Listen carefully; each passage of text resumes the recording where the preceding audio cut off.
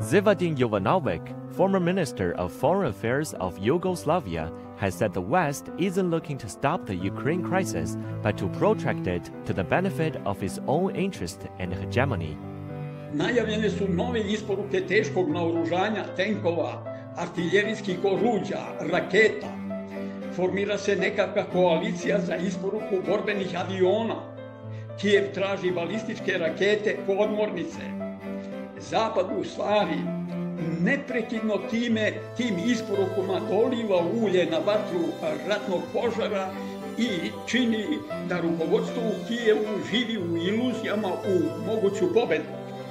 Jasno je da prioritet treba dati otklanjanju uzroka sukoba i sve napore usmeriti postizanju dogovora o globalnom miru i bezbednosti kao nedeljivim vrednostima.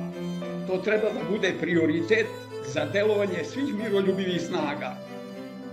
He stressed that the European countries nowadays are paying the costly price of military aid to Ukraine while enduring double-digit inflation, a decrease in living standard, food and energy uncertainty, along with disruption of industrial production and trade.